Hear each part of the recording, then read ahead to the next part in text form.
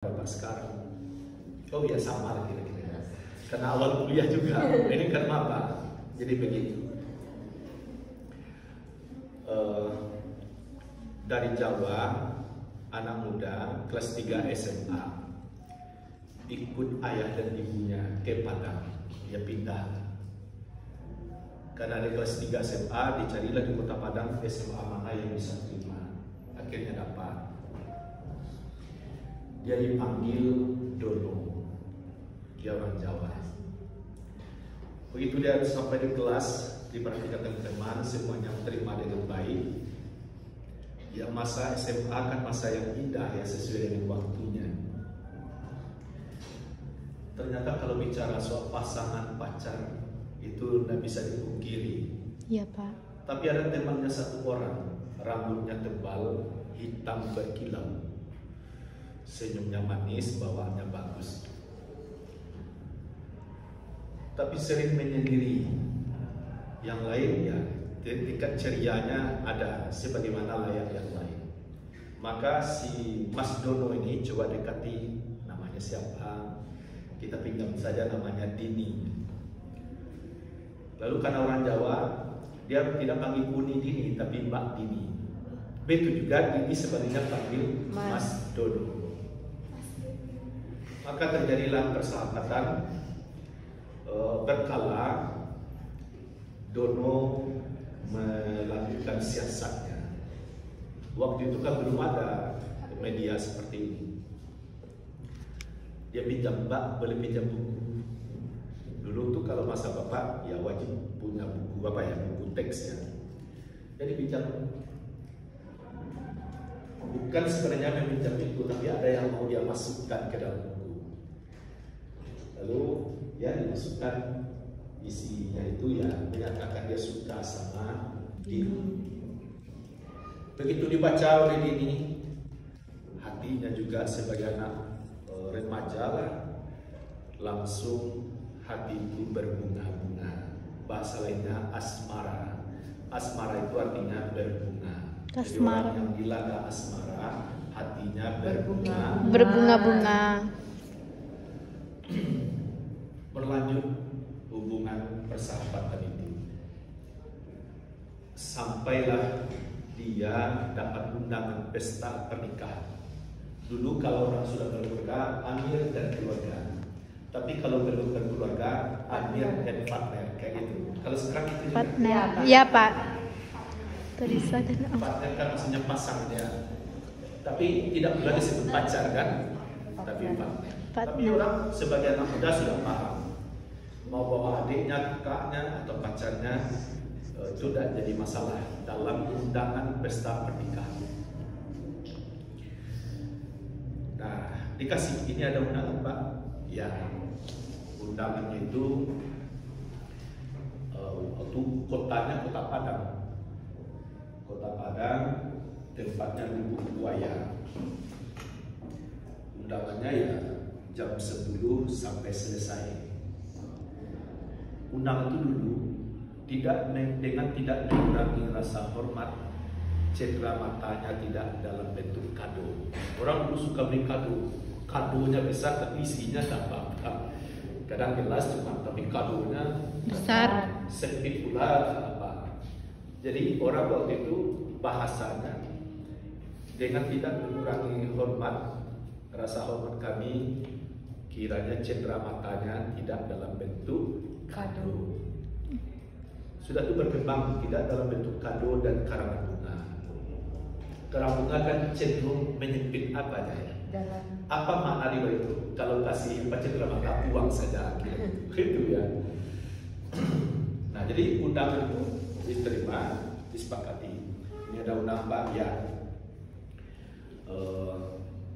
Terus jam berapa berangkat? Berjanjilah anak ini. Dia pergaulannya sudah apa ya? Secara kemanusiaan sudah bagus. Dia menjaga sopan santun. Dia juga sudah silaturahim. Si Dono ini sudah ke rumah Dini. Itu juga sebaliknya Dini juga sudah ke rumah Dono. Orang tuanya sudah saling tahu lah, namanya anak berteman. Selama sopan santun dijaga kan, orang tua kan memaklumi. Nah begitu mau pesta, tibalah hari Ahad. Ahad itu hari apa tuh? Minggu. Nah, hari Ahad. Dibuatlah perjanjian pukul 12. Tempat pesta di Lubuk Buaya. Jadi kalau Lubuk Buaya itu Lubuk Buaya, terus Kesik Kambing, terus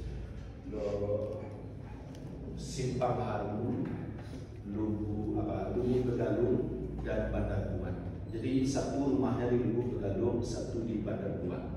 Janji bertemu di Simpang Haru.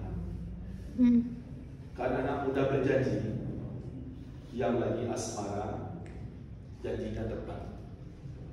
Jadi sebelum pukul 12 sudah sampai. Hanya hitungan ya menit lah, tidak sampai 10 menit. Jadi betul-betul tidak lama menunggu. Naik motor karena dia orang kaya, motornya besar. Naik, kado dipeluk, jalan. Begitu di sini dia sampai di Tapin menuju Lubuk Buaya, jalan mulus. Tahun 8 itu, tahun 88 jalan satu jalur waktu itu. Kalau sekarang kan sudah 2 jalur di Padang ya.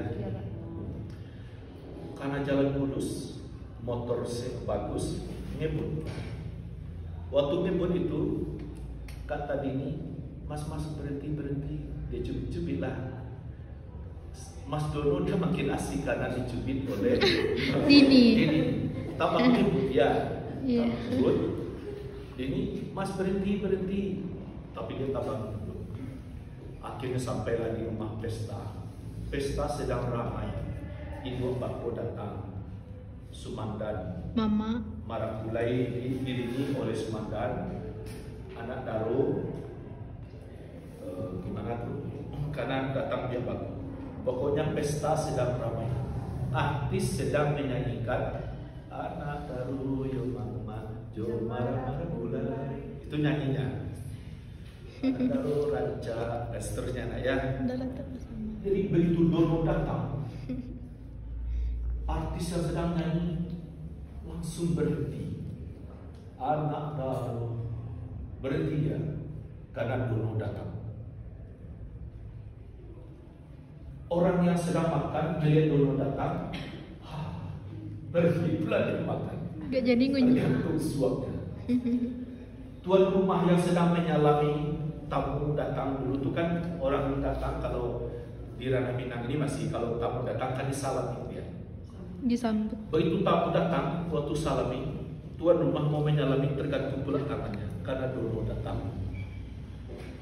Jadi Dono mendapat perhatian yang serius. Tambah senanglah hatinya.